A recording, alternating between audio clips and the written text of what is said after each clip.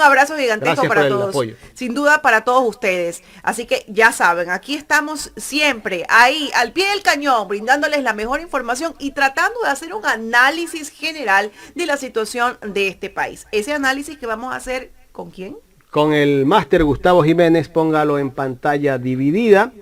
Él es consultor en comunicación política y con él vamos a hablar de pobreza, precarización y desgobierno.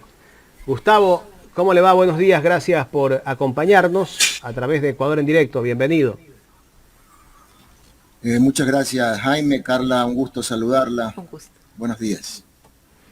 Bien, Gustavo, en estos últimos días, meses, yo creo que este gobierno nos habla de que las cosas están mejor y que el país está caminando y está cambiando, que va por un buen camino, pero nosotros la realidad la percibimos distinta a lo que nos habla el gobierno.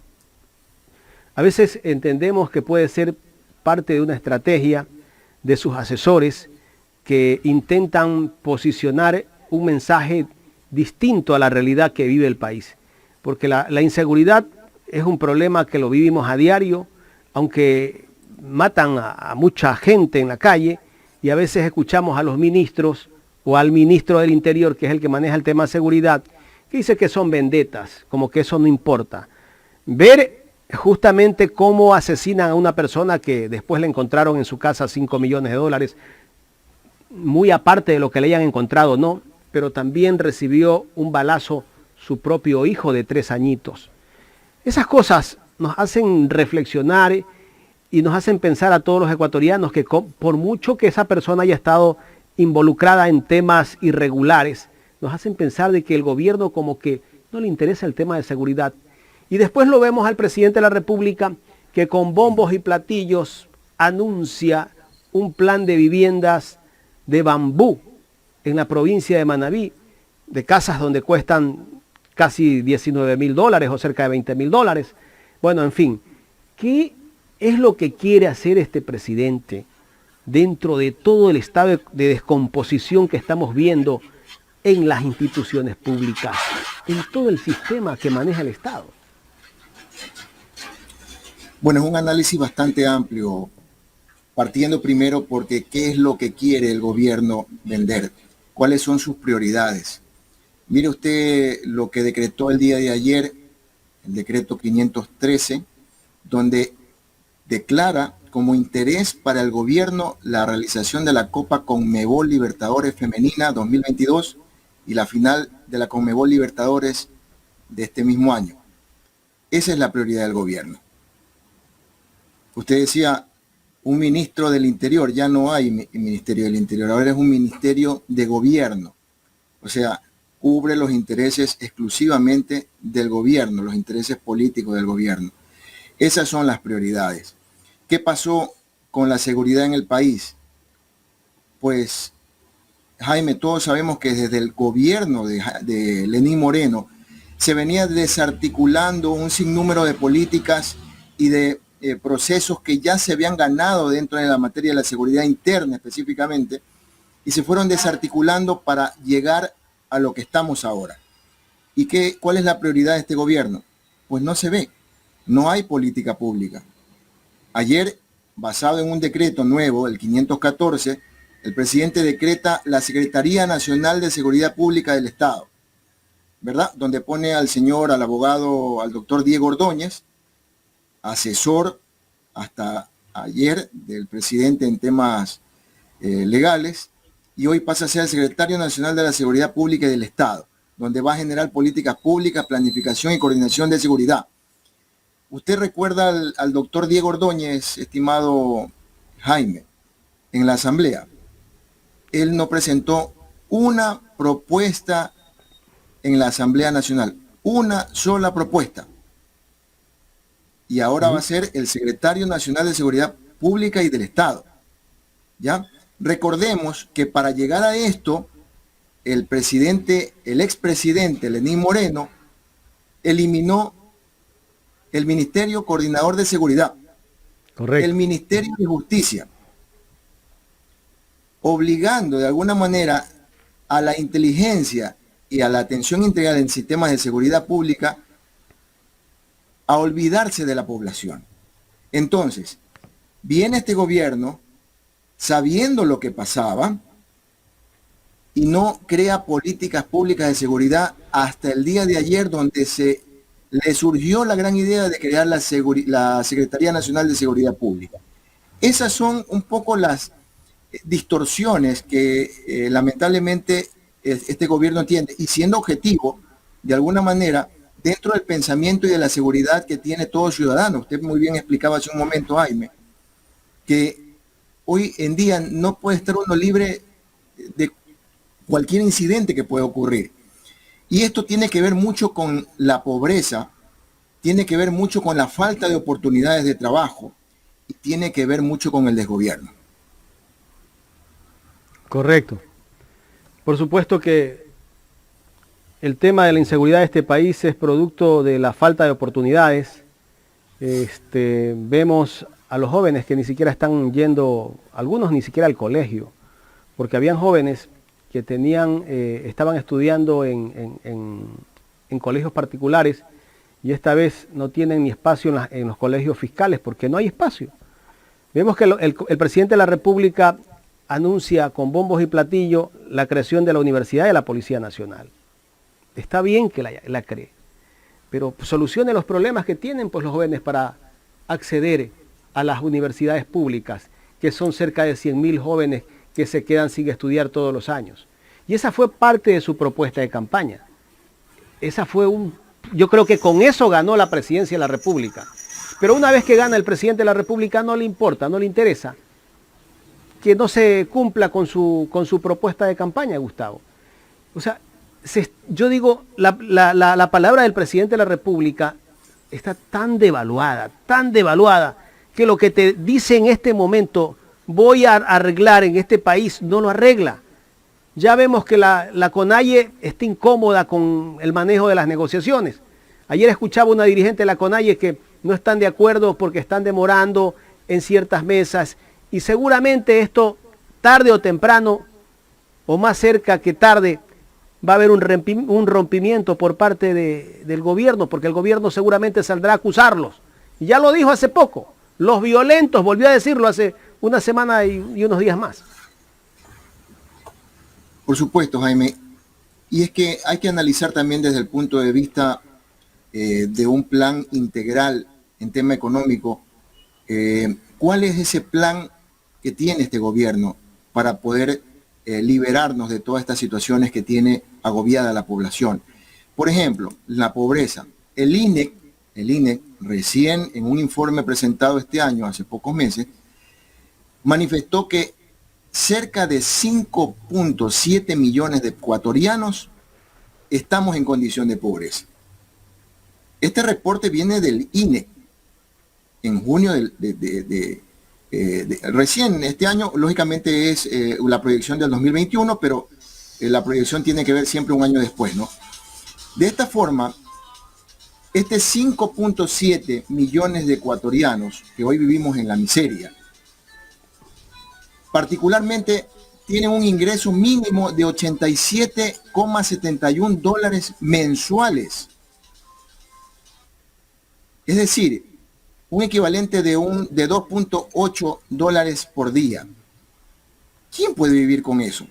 Y sin embargo, escuchamos hace quizás 72 horas al ministro de Gobierno salir de una de las mesas de negociaciones en las cuales indicaba que para bajar los precios del sector industrializado va a ser difícil, pero sí van a controlar los precios del sector de la producción agrícola.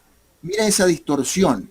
O sea, a los empresarios no los pueden tocar, pero a los productores, a quienes necesitan apoyo de este gobierno, a los productores del campo, a quienes nos dan de comer, a ellos sí les van a controlar los precios.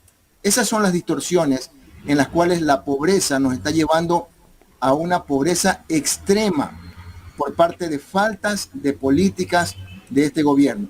Y hablemos del plan anual de inversión para este año. El plan anual de inversión de este gobierno es el más bajo que se ha conocido en relación a los gobiernos más recientes. Y de esta manera, Jaime y Carla, no se podrán cumplir las necesidades de la población. Es fácil inaugurar, promover temas de campaña, pero ¿de dónde va a sacar el dinero?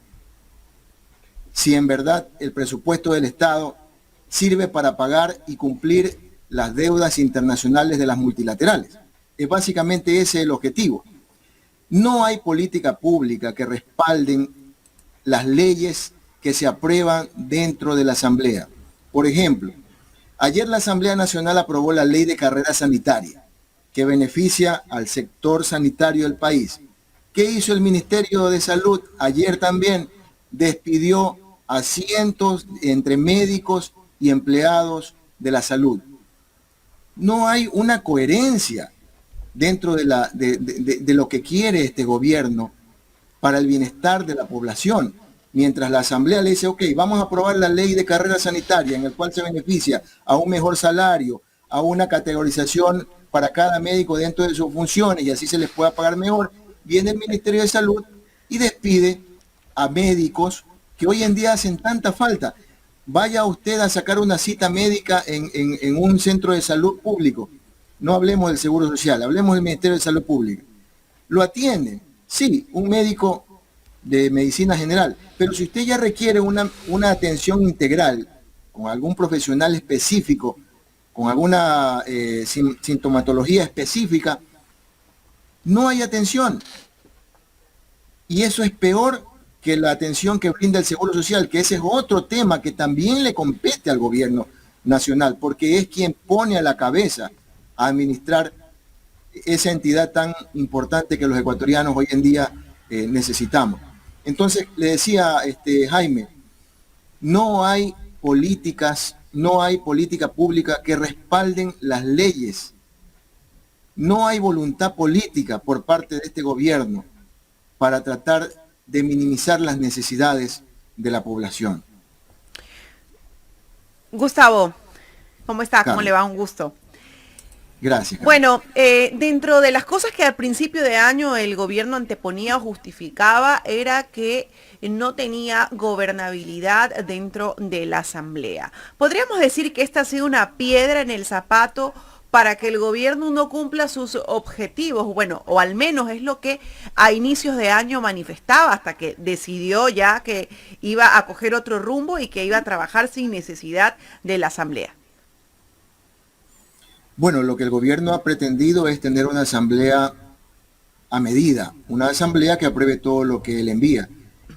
Y lamentablemente por los criterios dentro de la asamblea son diversos, no solamente por temas ideológicos, políticos, sino también por intereses dentro de lo que la población necesita.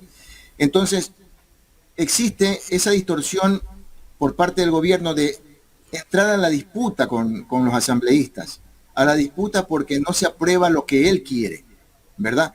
Y que muchas veces esas leyes que él promueve son leyes que favorecen a un sector privilegiado económicamente del país. Y eso está clarísimo.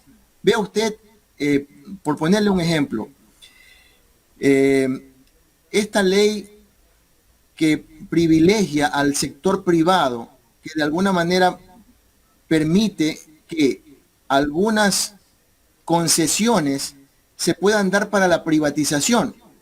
Eso jamás puede cocinarse dentro de la Asamblea, porque eso solamente beneficia a un grupo determinado del sector de la población, y es ese sector económicamente bien posicionado de la población.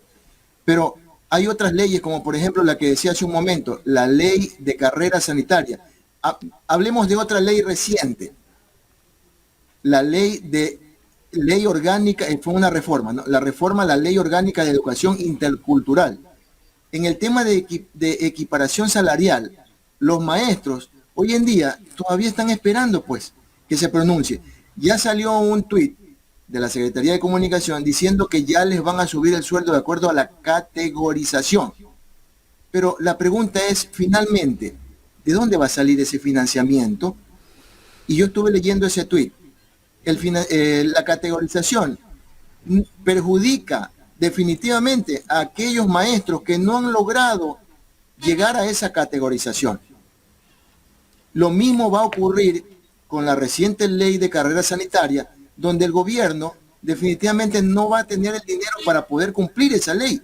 Entonces, es ahí donde definitivamente la Asamblea hace su trabajo en función del beneficio común y el gobierno entra en la disputa con los asambleístas porque no aprueba lo que él considera dentro de el manejo público económico que tiene a la mano. Básicamente es eso. Entonces, pero entonces el problema del cumplimiento básicamente son los recursos. Entonces aquí es el presidente que tiene que ver cómo genera esos recursos. Esa es su responsabilidad. claro, pero es que aquí hay un problema muy serio, que resulta que cuando se aprueba una ley, él saca otra reforma de otra ley para poder con ese dinero financiar la otra ley. Entonces, esa distorsión es la que está creando confusión y Entonces, esto es como el que saco de aquí Ejecutivo y para Asamblea. poner acá y tapo un hueco y Así dejo es. abierto otro. Y ese es el Así círculo es. vicioso que se vive en este país. Correcto. Ese es el problema básicamente. No tiene nada que ver con ideologías o posturas políticas. Tiene que ver con los intereses propiamente. Y yo creo que la Asamblea, mire, la Asamblea ha aprobado aproximadamente entre 10 y 13 leyes. ¿Cuántas de esas leyes el gobierno ya ha creado políticas públicas para darle ejecución? Me pregunto, ¿cuántas? Gustavo, hablemos un poco de esas mesas técnicas, esas mesas de diálogo entre el gobierno y la CONAIE, que pedían 10 puntos que no son nada fuera de lo que se debería pedir dentro de un Estado donde la prioridad deben de ser los ciudadanos y las necesidades de este Estado, derechos fundamentales básicamente, ¿no? La salud, la educación, la seguridad. ¿No? ¿Cómo ve usted esas mesas de diálogo que aparentemente vemos que ya se está poniendo un poco álgida la cosa y se van de una u otra forma separando? Bueno, las mesas de diálogo tienen un fin específico. Solicitarle, no exigirle, solicitarle al gobierno ponga atención a sus demandas. Y esas demandas tienen temas específicos y pedidos que se amplían dentro de las necesidades de la población. Por ejemplo, el sector indígena y campesino han reclamado con justa razón un congelamiento del precio de los combustibles. Pero, si bien es cierto, se ha llegado a un consenso en primera etapa, lo que provoca ese congelamiento actualmente no se ve reflejado en la especulación que vivimos hoy en día. Y ese es un tema que dentro de las mesas de negociación todavía no se ponen de acuerdo. Los famosos precios justos. El objetivo de este paro era obtener precisamente eso, que la escalada de especulación no siga incrementándose, sino más bien tenga una regulación.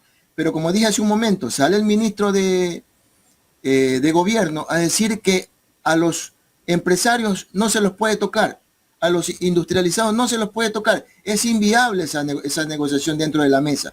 Pero en cambio a los productores del campo sí se les puede regular los precios. Es decir, a ellos siguen en la miseria, ¿verdad? Otro tema, la precarización, los derechos laborales. Esa reforma laboral que presentó el gobierno, lo único que ha creado es más desempleo, más pobreza en el país. Yo hace pocos días conversaba con dos jóvenes, estimada Carla, dos jóvenes que trabajaron en dos empresas en 6 meses. A los 3 meses, antes de los 3 meses los despiden con cualquier pretexto. No los liquidan, les cobran supuestamente pérdidas. Y todo eso avalado por el Ministerio de Trabajo. Ellos fueron al Ministerio de Trabajo a pedir auxilio, señores, no me pagan mi liquidación, ¿qué está pasando? Y el ministerio le dice, bueno, eso es voluntad del empleador. Esa es la reforma laboral que se aprobó recientemente. No hay, y que no hay autoridad. ¿Perdón? No hay autoridad con eso. Y que de alguna manera las mesas de negociaciones están exigiendo de alguna manera que se dé una nueva reforma para evitar precisamente estas distorsiones que están afectando a la gran población, específicamente a la población joven. Los están extorsionando terriblemente.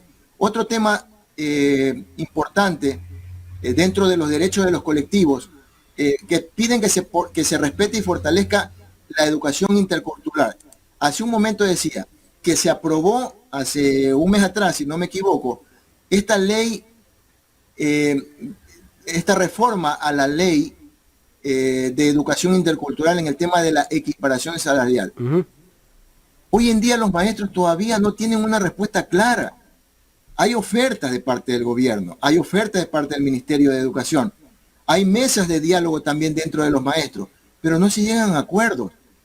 Y esos acuerdos no se llegan precisamente porque no hay voluntad política, ni dentro de los ministerios, ni dentro de estas mesas de negociación.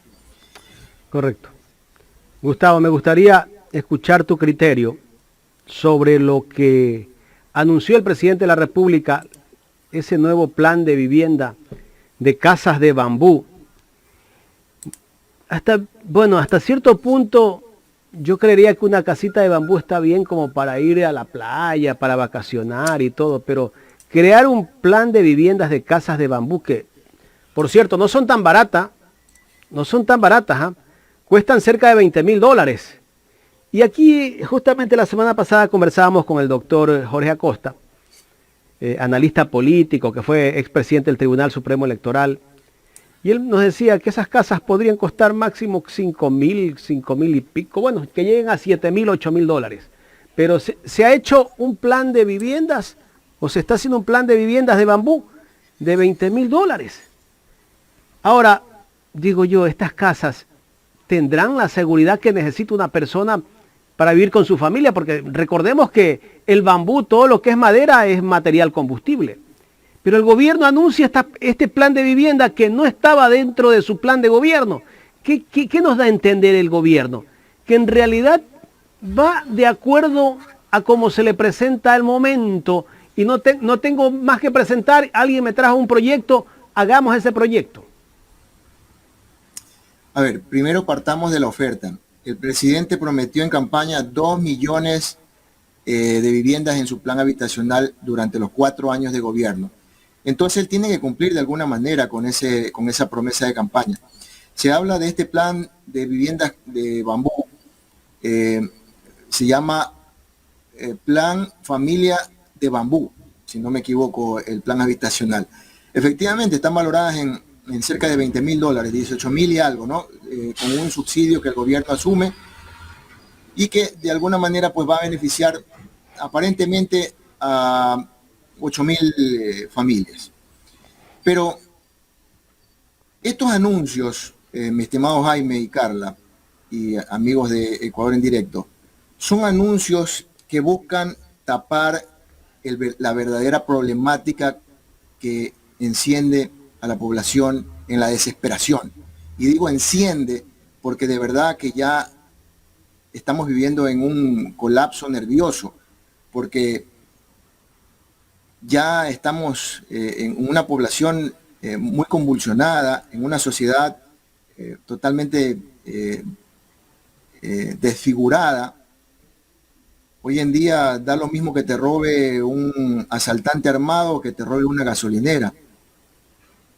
O te da lo mismo que te robe un restaurante con los precios y te dan mala comida, o te robe un político. O sea, no solamente estamos en un gobierno fallido, sino que la sociedad está entrando también en esa sociedad fallida. Y el gobierno, con estos anuncios, como por ejemplo ese decreto que lanzó ayer de prioridad absoluta para el gobierno de fomentarle el fútbol, ¿cómo era? La Conmebol femenina, que está bien que se le dé participación a este grupo femenino en el deporte, pero no puede ponerla como una prioridad del gobierno. Una prioridad del gobierno es que se están matando en las calles y que inocentes están muriendo. Una prioridad del gobierno es que la gente tenga trabajo. Una prioridad del gobierno es que la gente pueda atenderse en los hospitales públicos y no hacer colas de colas. 4 cuadras alrededor del Seguro Social para recibir una cita médica que seguramente se le darán 6 o 7 meses después. Este gobierno tiene que preocuparse de cómo incrementar la economía interna. Este gobierno tiene prioridades específicas, como por ejemplo llegar a buenos acuerdos con la Asamblea para promover proyectos de ley que beneficien no solamente al sector productivo, que son sus amigos, sino también a la población en general. Entonces, claro, Jaime, estas propuestas que vienen a la cola de las promesas de campaña solamente son para distraer de los verdaderos problemas que tiene que atender. Como por ejemplo, un día antes sale una entrevista del gerente de Petroecuador, que yo creo que eso fue show planificado, porque no creo que sea tan ingenuo el señor de Petroecuador para contar todo lo que contó. Si ya estaba planificado, el señor sale en un medio... Ítalo Cedeño. Sale en un medio, Ítalo Cedeño, sale en un medio que tiene como costumbre pues sacar primicias de este tipo que vienen luego con una reacción del gobierno. Y inmediatamente el presidente manda un tuit: he pedido la renuncia del señor. Pero no contesta si es verdad que él sabía que la esposa del señor Ítalo ponía y sacaba gente de Petroecuador. Eso no responde. No responde si en verdad es él el que toma las decisiones o es la esposa del señor. Porque a la final la señora no solamente ponía y sacaba gente, sino que también tenía injerencia dentro de contratos y cosas como esa.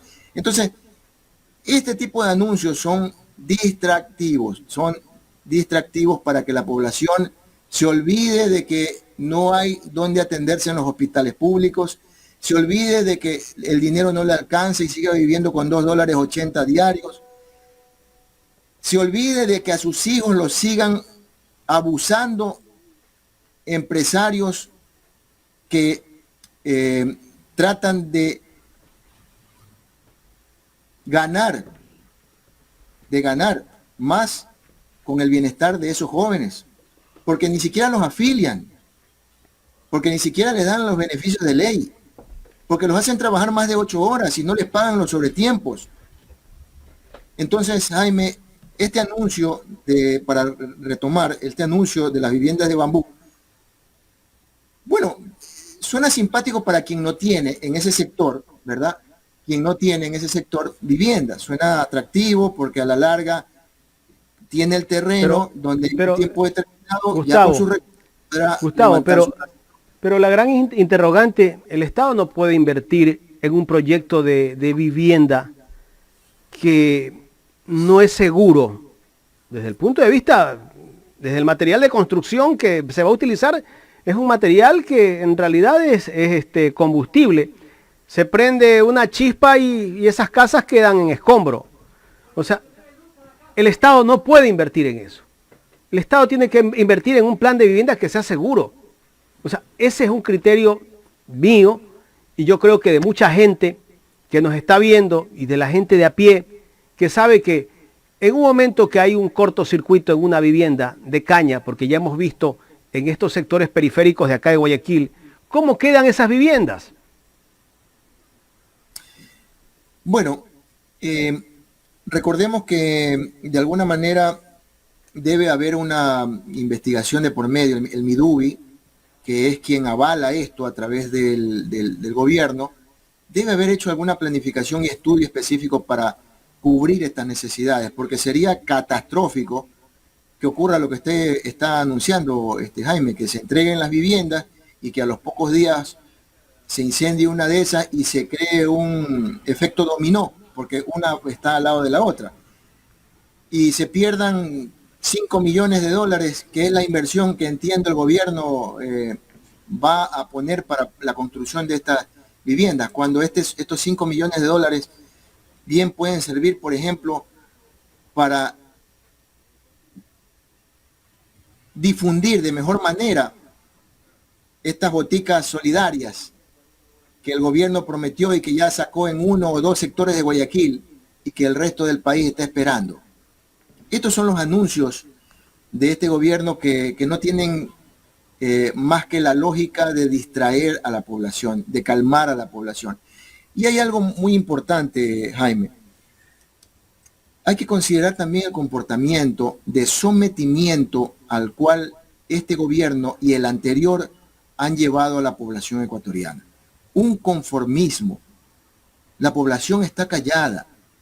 Yo no estoy diciendo que salgan a las calles como lo hicieron los hermanos indígenas, a quien los aplaudo, más allá de las situaciones graves que se presentaron, que siempre habrá infiltraciones negativas, pero la postura de ese sector fue loable, porque hasta el momento nos está beneficiando a muchos ecuatorianos en este sentido. Habrán por ahí sectores y personajes que van a decir que el país no puede seguir así, que el gobierno no puede estar subsidiando siempre todo. Bueno, hágalo. Tiene 4 años este gobierno para poder, de forma escalada y de forma razonable, ir presentando propuestas para ir mejorando y eliminando el tema de los subsidios. Pero no, lo más fácil es ¡plac! Hay que cortar de raíz y hay que crear leyes que de alguna manera beneficien a la institución estatal, que en este caso pues es el gobierno. Yo les digo una cosa. Hay, en el tema de la ley de desarrollo económico, se le dio fuerza al tema tributario. Y leía hace pocos días que el SRI hacía un informe en el cual hablaba de cifras importantes en beneficio del gobierno, ¿verdad? De la recaudación que necesita el gobierno. Entonces, ¿de dónde sale ese dinero? Sale de nuestros bolsillos. ¿Y cómo el ecuatoriano en ese sentido acepta que le sigan quitando dinero y que ese dinero que le quitan no se vea en inversiones justas y más bien se derroche dinero en situaciones como, por ejemplo, bueno, no quiero desmerecer el plan habitacional de las familias de Bambú porque, insisto, puede ser que un sector que necesita la legalización de sus tierras sea esta la mejor vía para legalizar sus tierras, ¿verdad? Quizás no la mejor opción en tema de infraestructura, pero ahí hay una inversión, ahí hay un dinero que se va, un dinero que sale de nuestro bolsillo. ¿Cómo es posible que se financien proyectos privados y no se financie el agro? Con dinero nuestro, y la población sigue de alguna manera sometida en esta situación que nos tienen desde el gobierno anterior, mi estimado Jaime. Gustavo, quiero agradecerte por haber participado de esta entrevista aquí en Ecuador en Directo.